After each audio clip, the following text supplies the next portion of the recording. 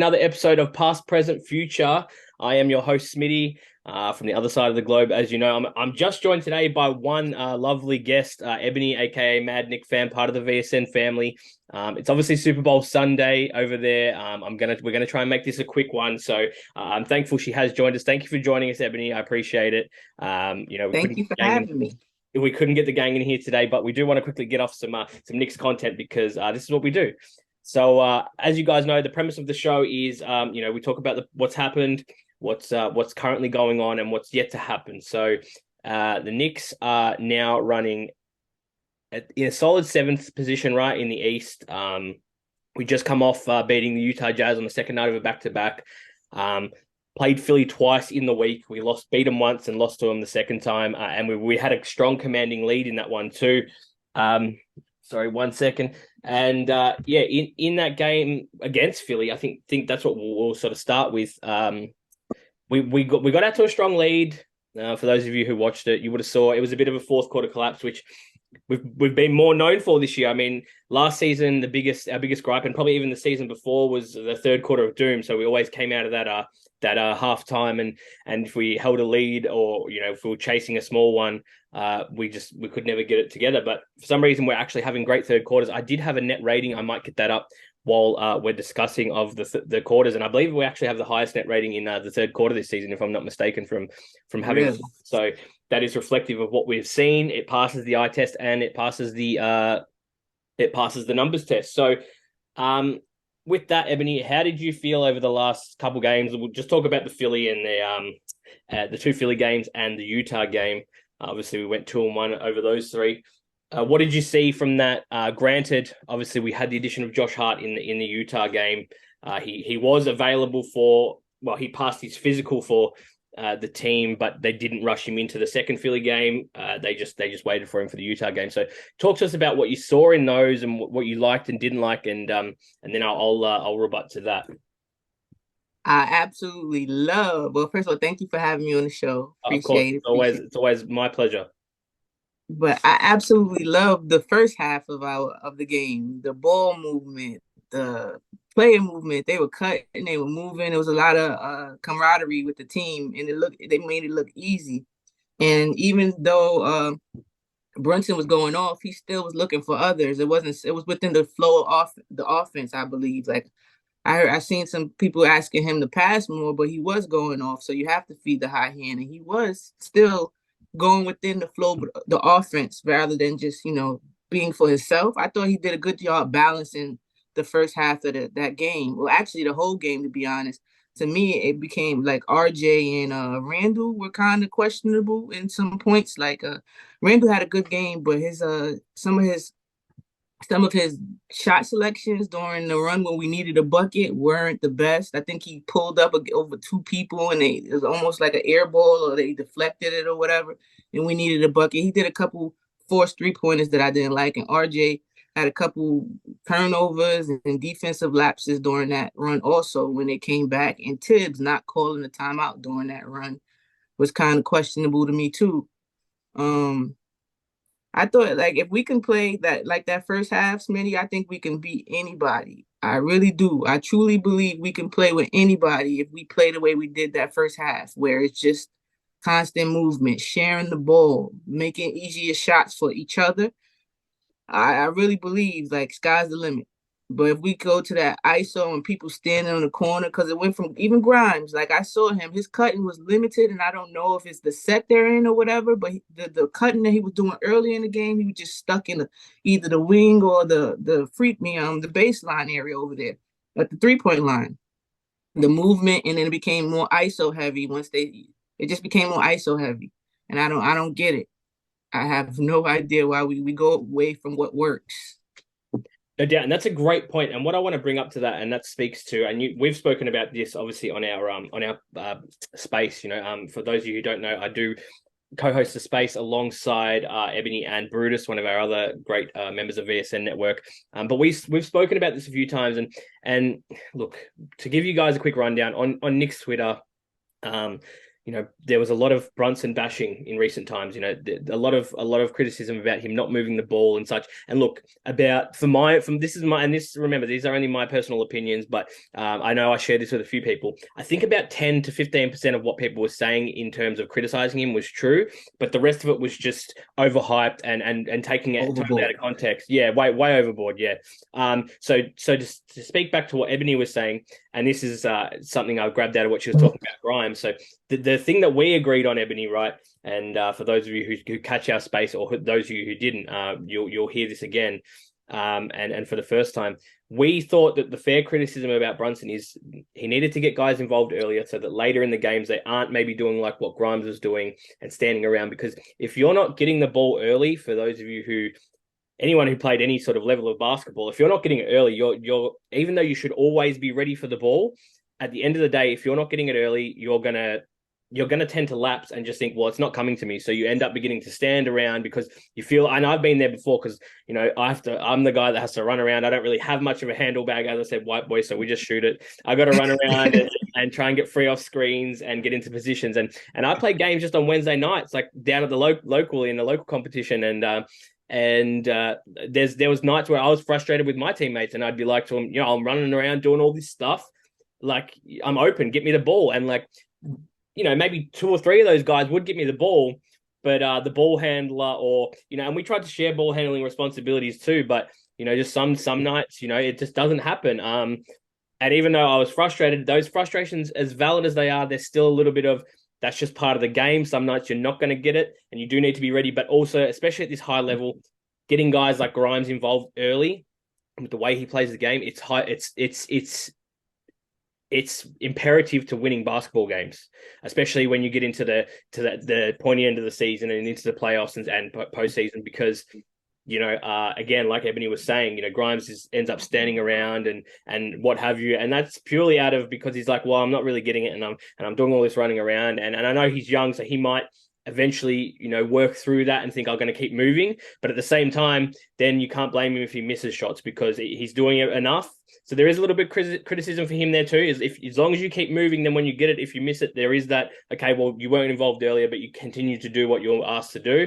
But if you're not going to continue to do it, then you got to share the blame a little bit. But that is the fair criticism I feel for Brunson. Sometimes he just needs to look for those guys, and that's just to what Ebony was saying. So, I definitely think he did a better job with it than in Philly, and so in the game we'll talk about it later. But he did a good job, I think, in the game against the Jazz too. Just it's finding his balance. I had mentioned on our show. I just think you got to think about it that he was the second guy, maybe even the third guy, because they did have Dinwiddie too, so who knows? He had to share responsibilities when it became between with the Dallas Mavericks, so he's learning how to be that guy. I still think he's learning how to be the man on an NBA team, and it may take a little while. He's still young himself, so I think he'll find that balance between scoring, looking, and getting his people involved. Right. Sorry, go ahead. I was about to say I like what he's doing, but the others have to try to do the same thing because the my turn, your turn doesn't always work. Yeah, that's right. And I mean, they let Julius run a little bit of point forward still, as much as we dislike it. They still do allow that. And I mean, look, Randall, I will say, does try to get other guys involved, but again, he's like, so how we criticize Brunson, and I feel it's fair, is that late in games he's trying to get people to bail him out. I just feel like Julius can do that on a possession by possession basis. So he might look like he's getting guys involved more throughout the whole game, in when he does in his time ball handling, but then in the same breath, it's only really when he's trying to bail himself out, and it's always when he jumps in the air and does those jump in the air passes. And look, he's pulled off a few spectacular ones this year, but again, he had one yesterday in the Utah Jazz game where he came back down and it was a travel. He held it too long. I would love to see him cut that out. Yeah. Well, I mean, I would love to see him cut that out. As Clyde always says, I mean, I know he's got about 15 cardinal sins, but he says it's one of the cardinal sins of basketball is leaving your feet when to pass the ball. So, it's Yeah, I mean, look, we're working through it, and you made a great point about Brunson. He's learning to be the man a little bit more. He came from a team where he was playing underneath Luca, essentially, like he was second to Luca, more or less. I Mm. mean, he only not long got off the bench there towards the end of his time there.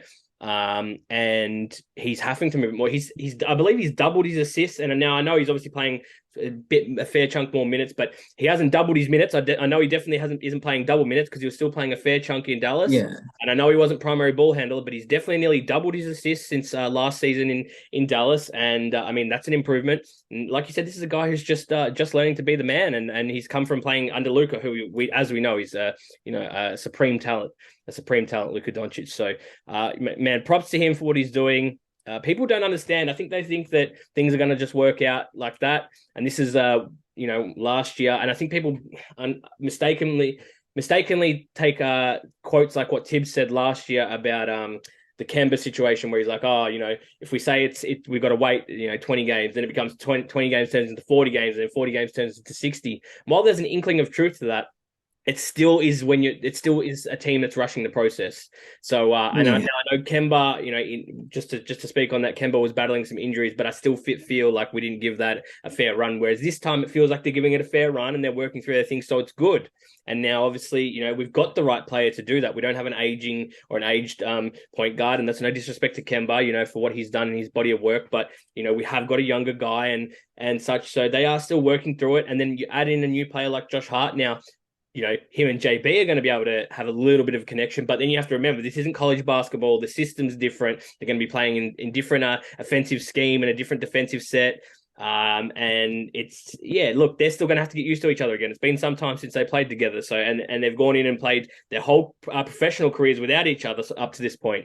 So, but we did see some connection yesterday, which is cool. So, Ebony, tell me what you thought about that game in particular yesterday before we move on to the present. And just let me know how you felt, because I loved it. I loved it. It was like everything I thought would happen happened. With Josh Hart before, I was pretty cool with the trade. I didn't really care about the pick. I was one of the people that didn't really care too much about the pick, because I know what type of player Josh Hart is a comfortability. You have a person that you're going to get something out of. So if he's having a bad offensive game, he's going to do something on defense. He's going to rebound for you. He's going to assist. He sets picks. He just does winning things. It's just constant effort and hustle. And you can't knock a person like that on your team. Those are the people you want on the team. So you know how you have people to say, why does Grimes start? Automatically they want to know, why does Grimes start? What made him start? Well, now Grimes has to earn those starters minutes for real, because he has somebody that can take his spot. The reason IQ is not is because IQ and Brunson together defensively in the starting lineup probably won't work. And then the bench, it will make a bench weaker, because IQ is the engine for the bench. So I think that's one of the reasons he didn't start. That there shouldn't have been no excuses of him not starting last year, but that's over. This year, I could understand it. I get it. Grimes is not doing offensive movements, but again, he's a sophomore, and you get growing pains. Just like IQ, I thought IQ put on weight, and it took him a minute to adjust to that weight with his jump shot. Everything was strong. He wasn't hitting at first. Remember at the beginning of the season, he Yeah, of wasn't. course. Everything was long, which is how you can tell Exactly. someone's normally put on muscle, right? Yeah, so maybe the same thing with Grimes. He's picking up muscles on top of him guarding the best player every night. That means the running around he's doing with that. And then having to run around to get his shots. I can understand the legs not being there. I don't like to make excuses. I just like to see it from people's standpoints to try to give them the benefit of the doubt.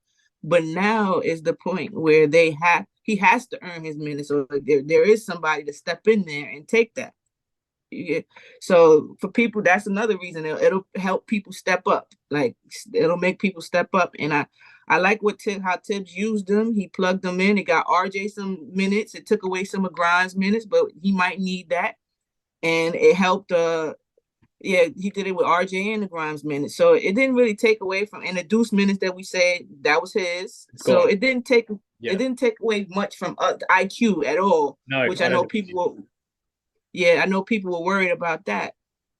I just loved that. I love that he was able to rebound. He was able to run, because he's a rebounder. We're able to run out now more, trying help with the offensive rebound, knowing that we're going to get it. So that was a good look. I like that he was always looking for his teammates, and he just seems to be a magnet for the basketball. It seems to come to him. Yeah, absolutely.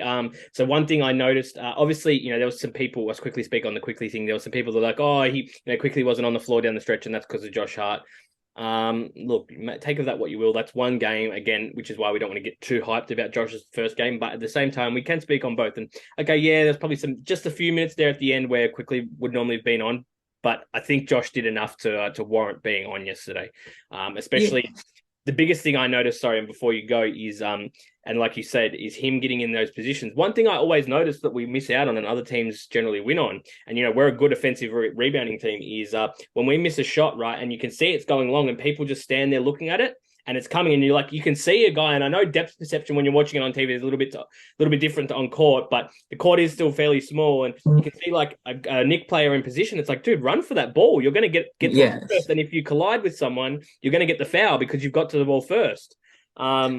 He doesn't waver. He might be ball watching, but he's just got his head up, his eyes on the ball, and it doesn't really matter because he puts himself in a position where he knows he's going to get there first. And this is the benefit to him being a little bit smaller. Is normally it's the big guys that are going to have that reach for those balls. So if he gets there, they knock him over. The ref's going to probably blow the whistle in his favor. Hey man, you just knocked over the small dude, right? These are just the mental aspects and things you have to take into account. Now I know it doesn't always pay off that way, but there is more to the game than just just what you see. There is these things that these players and these coaches think about, and yeah, I mean it's great. Yeah, definitely. I have a saying that I always say because people love to watch stats, look at stats and highlights instead of watching the whole game. And a lot of times you miss the whole picture when you do that. So I have a saying that I like to say is numbers, they like you say numbers, what they say, men lie, numbers don't, right? But I Yeah, always say they can be deceiving. they definitely can. They can, because if you don't watch the whole game, you can, and the stat sheet doesn't always tell the whole story of a game. There's so many things that can't be placed on stats. Like you just can't do it. And effort is one of them, I think. Effort in the little plays, and we have a couple of players like that. So together, that would be crazy. I can't wait to see Mitch with this group. I'm just excited to see that. I think we're going to have teams in jail. I think we're going to lock up a lot of teams, and I I love that the hustle he does, because like you said, we miss out on a lot of the games we lost on second rebounds in the 3-pointer, off the scramble. Then they hurry up and get it before us and find the open man, and now game out of reach or whatever, or they done took the league. That's happened a lot of times during this season, I've noticed. And not Obi and RJ doing the loving basketball pose, so the ball will go right in front of him. If he'd have ran for it, he's standing there with his follow through. So he definitely. I wish RJ would stop with that, with the loving basketball pose. But yeah, I think this team is moving in a great direction. I know a lot of Knicks fans wanted maybe a home run move, but we didn't really need that. Nobody we could have got right now would have made us a contender, in my opinion. No, nobody. So what do? You build pieces to becoming that contender. That's right, and you build your way there. And I will speak to something you said. The saying, obviously, men lie, numbers don't. There's a version of that I like that's a little bit extended, and it's liars lie, numbers don't, but they both don't tell the whole story. And that's one thing you can always bank on. So, there is always more to it than that. But, just before we go into it, and it's funnily enough, I'm going to get back to numbers, and this is some net ratings. And I mentioned before about the quarter net ratings. I actually got it wrong, guys. So I am sorry, and this is why, as we just said, people lie. I didn't have the numbers in front of me. I went off what I thought it was. But here are the net numbers by quarter. So you have a plus and a minus, and this is how many points and plus minus you are across the season so far. So the Knicks in the first quarter are 4.9 plus in the first quarter. So we're starting out first quarter strong. And we actually get better in the second quarter, 5.3. It's actually, I was wrong. I thought the third quarter was, it's still not the third quarter of doom that it was, but we're actually minus 0.9. So not quite 1 point, but we're minus Okay. 0.9, right? And then it is the fourth quarter, though, as I said, as we've seen, it's a minus 3.5 net negative. So we are really struggling in those fourth quarters. In the fourth. Yeah. So, and I mean, you could add them up. I'm not going to do it right now, but it would be Why do you think the struggle in the fourth quarter? I got a kind of theory of my own, but why do you think we do the doomsday in fourth? I look, the guys aren't playing. When you look at their average minutes per game, aren't necessarily insane, but it's the runs, and this is something Brutus, and I'm going to credit this to Brutus that he pointed out, and has spoken about. It's the periods that they play for. So they'll play for.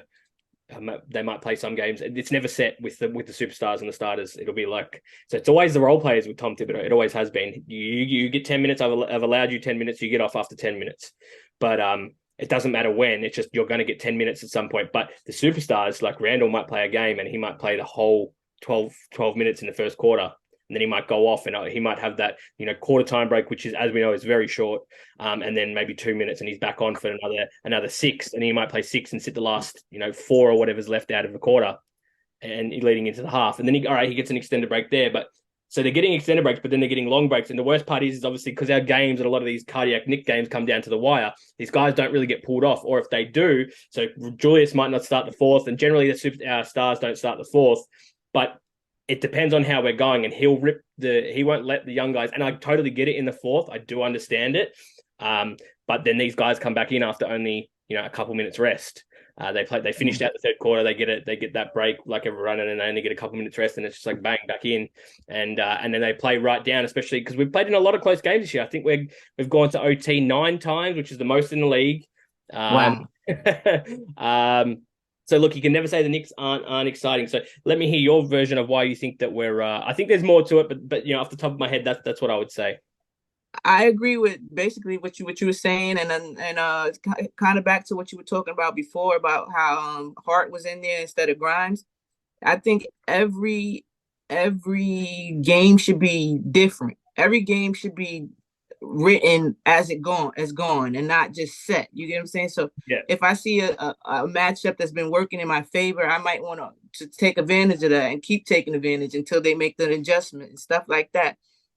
So I think with Tibbs, it's too much set, and instead of just letting the game reveal how it's supposed to go, rather maybe sometimes I need Grimes here, maybe sometimes I need IQ here, but it shouldn't be set in stone that Grimes is here. You get what I'm saying? Like at all calls or Randall, you have to play the whole third quarter. That is nutty. You need your star. Why is he playing the whole third quarter?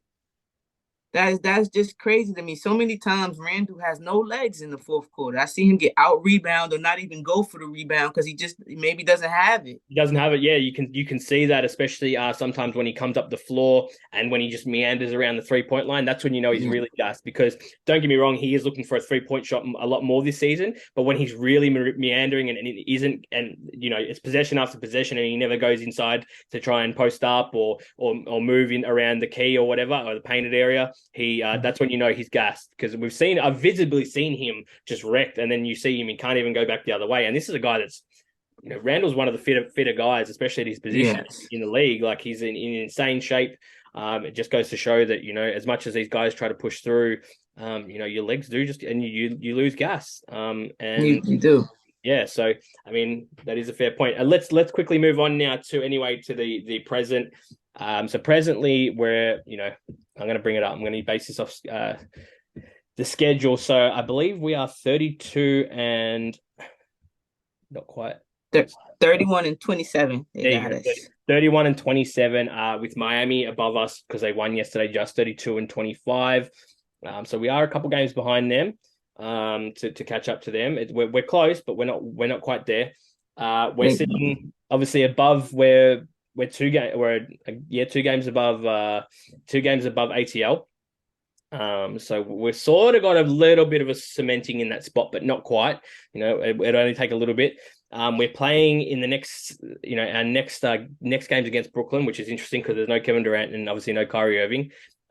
Just quickly, let's go through the schedule of the next 3 or 4 games, and we'll just move through this segment quickly. I think about what you think you're going to see, or just wins and losses. So I think we'll do the next 5. So 1 second. Okay. Right, so it's Brooklyn, in Brooklyn, Atlanta at home, Washington at home.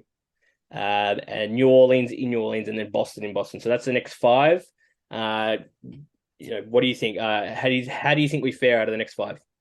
Realistically, I can't even say that right, but realistically, sorry, I would say that 4-1, right? Because I always think we have a chance, especially with these teams. And the Nets, I know they have a deep team now. The young, they're trying to prove themselves. I get it, but I think we have a chance.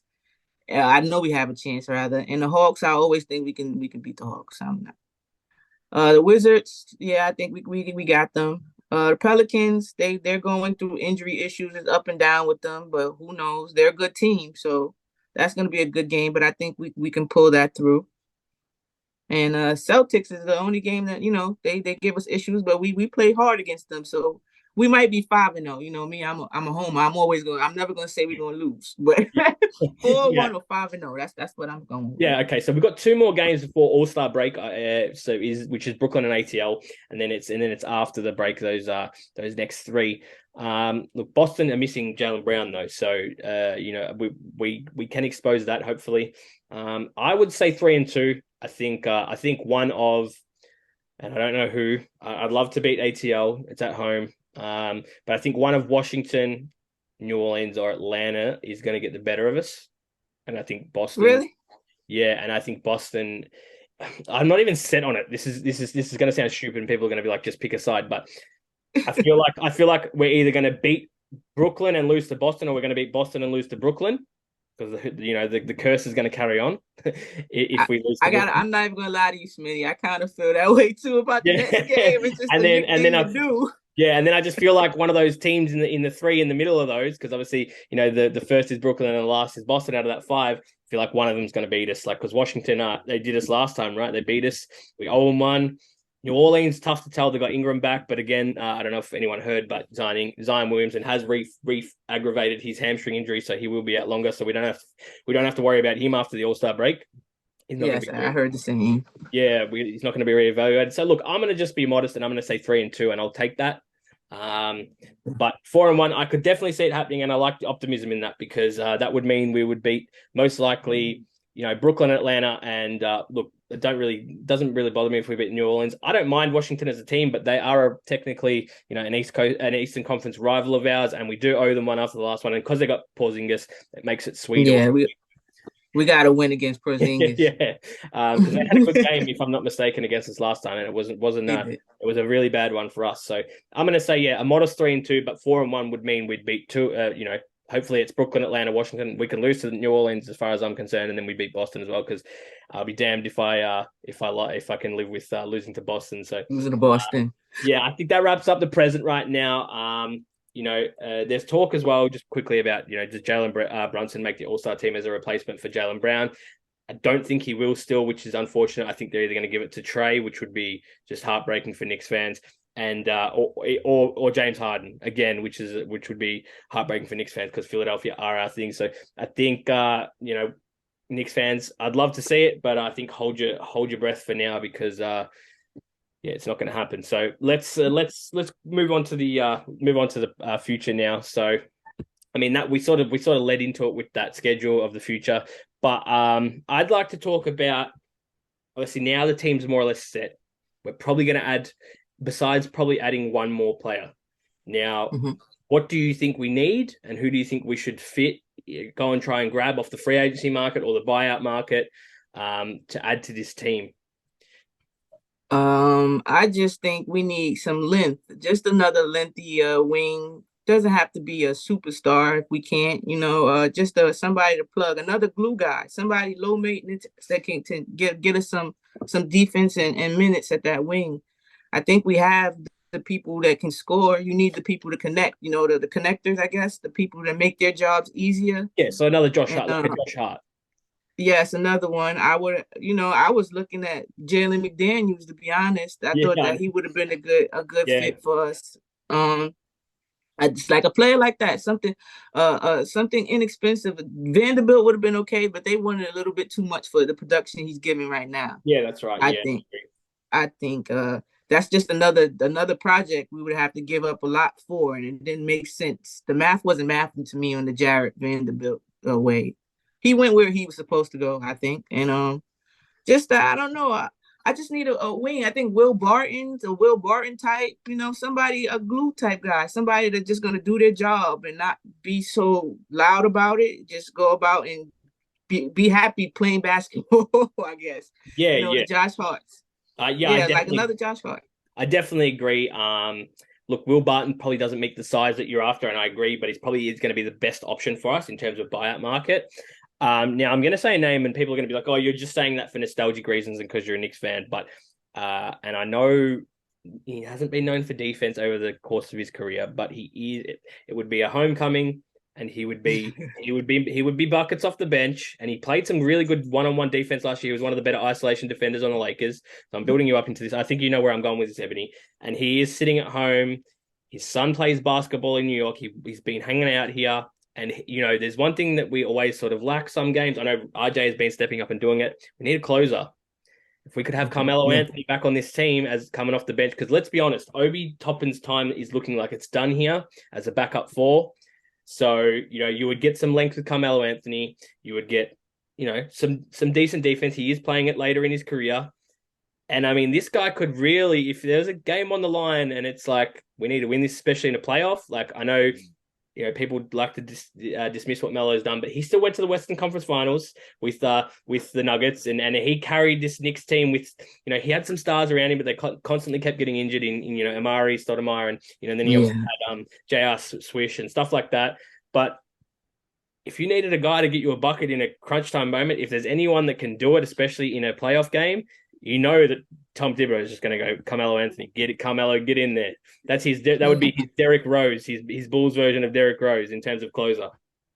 I would love Melo to be back here, but I need to see Obi with Hart and stuff. I need to see that happen. Because I think them two together would have worked with each other. What happened because Hart is a good passer and he's always looking to the next pass. You see so many times that our cutters will be open, but the passers will miss them, not ready to give them the ball, and then it's over. So we miss an easy bucket. I think with Hart that transition bucket becomes more for Obi. Because he did hit him. He actually hit him yesterday with a nice bounce pass, and Obi took it strong. I like that move. I need more of it. Stop jumping away from the contact and go into the contact piece, Obi. Be more aggressive. But I know once if Melo comes, it's over for Obi. And if that's the case, they might as well have traded him during the trade deadline. I know. I feel like the writing's on the wall more and more for Obi Toppin. Look, maybe I'm getting a little bit in my nostalgia bag when I say I want Carmelo back, but I saw what he did for the Lakers last year, and I feel like this is something. Again, if it's only based off the premise that Obi Toppin's not going to get that time, right? So if they don't feel like Obi Toppin's the guy, we still need a backup for because we don't have one. And I know people, Tom Thibodeau has floated the idea of Josh Hart playing that for, but I don't know for certain, but I feel like that would be only situational. But I think that speaks more to him pushing Obi out of the rotation. And I know that they would still need another four, a genuine four that could come in, and that would be someone like Carmelo would fit that. And there's some points there. Now again, I know you don't go and get Josh Hart for points, so and we maybe. You can always do with extra points, right, Ebony? I mean, the point of the game is to put the ball in the hoop more times than the other team. So I have no gripes about that. You know me, I love Melo. That's one of my favorite players. So I would love for him to be back in a Knick uniform. But I really would love to see what before we move on. I need to see what Obi, but Obi has to do more himself. He has to get more aggressive. He has to get angry. Absolutely, yeah. He has to attack the basket with some purpose, and I feel that would be it. But yeah, look, I mean, I'm going to think wrap this up here because I want to get everyone out. I know it's Super Bowl Sunday. I do appreciate you coming in, Ebony. I mean, if you've got any closing comments, feel free to add before we get out of here. But I think, look, the Knicks are looking good. I will say this is my closing comment. The Knicks are looking pretty good. I'm happy with the Josh Hart acquisition. Sorry. Now, look, I'm not going to base everything he can do off one game, but he came here in the first game, and some people are talking about. Obviously, people want to do comparisons to Cam. I'm not going to do that. He played really solid minutes. They're completely different players. He fills a void because we weren't playing Cam. So that's my biggest thing is that we weren't getting anything out of Cam. It wasn't his fault. We weren't playing him. Josh Hart comes here, he immediately gets 25 minutes or something, whatever it was. So that's great. That means that it takes the pressure off, as we spoke about, these guys playing too many minutes. And immediately, look, it's just, if anything, if for nothing else, then it's sparing the guys' legs. by adding a guy in that's going to play. So, it extended the rotation. People were like, Tibbs isn't going to increase his rotation. Well, look, we were said to have a 9-man. We were realistically playing about a 7 or 7.5. So now, even if we get Josh Hart and that pushes out to a genuine 8 or 9-man rotation, then we're actually playing a full 9, 5 starters and 4 on the bench. You're going to get some good production. Yes. I definitely agree. I just want to say, well, again, Obi has to be more aggressive. I love the Josh Hart transaction because I think he's gonna just give us consistency, just a consistent play. You just know what you're going to get, and you need those on the team. You just don't, like I said, everybody doesn't need to be a star, just a star in their roles. So we have one of those, and I love the way RJ yesterday pushed it through. It was a consistent game. He started off slow and he just worked his way. It wasn't forced like sometimes he does. I think he genuinely worked his way into the game, and I love the way that Randall paced himself yesterday too. Also, so he had something in the tank fourth quarter where he can dunk on Larry Marketing like he did, So Yeah. I definitely like what Randall did. Like he let Brunson do his thing. He didn't try to interrupt him. Every once in a while, if you needed a mid range from him, he would give it to you. And then as the game got, progressed, he started getting more involved and more involved. And I like that from him because again, he had enough to finish the game out. And that's all I'm worried about is that fourth quarter and do we have enough in the tank? But I'm loving the direction our team is going in. I can't really complain about much. We're going in a positive, direction. Of course, we wish we would have had another coach, and we wish he would have gave the long wing that we had a chance, because then we wouldn't have to look for one. But hey, you got to play the cards that you dealt, I guess. And I like our cards so far. Yeah, I look, like most of them. I agree. I mean, look, this team's trending upward. That's the main thing, right? It's better than last year. I know it's not enough for some, but hey, each to their own. As I always say, I do understand the gripes and the I guess the concerns of some people, but at the same time, I'm not going to harp on them because there is a lot of good compared to last year. I still think we're a better team than we were when we went back to the finals in that that shortened COVID season off the back of the bubble. And I think this team is trending upwards. Whether you like the way that it's being done or not, that's neither here nor there. I'm sure we all think that there should be some moves made still, but you can't make the moves that aren't available or that people aren't offering. So it's as simple as that. You've got to work with what's available and what you can acquire. And I think that's what this team's doing. There's that. But again, Ebony, I thank you so much for taking your time out on Super Bowl Sunday to join me. As always, I appreciate you. And guys, if you aren't following her, go find her on Twitter. For anyone that sees this, it's at Mad Knick Fan. And she's part of the VSN family. She's just a great takes, man. Great basketball mind. And also come and check out our space. We do a space on Tuesdays and Thursdays. It's at 6 p.m. Eastern time in the US. And we also do pre-games. So we average about 4 spaces a week or something like that, Ebony, normally. Sometimes 5, depending on the thing. But hey, look, come and join us. Come join the chat. A lot of great minds on there. So again, Ebony, thank you for joining me. I really appreciate it. Again, thank you for having me anytime. Thank you, guys. It's been another episode of Past, Present, and Future on the VSN Network. We appreciate you guys coming in. Thank you, Ebony. I will talk to you soon. Have a great day.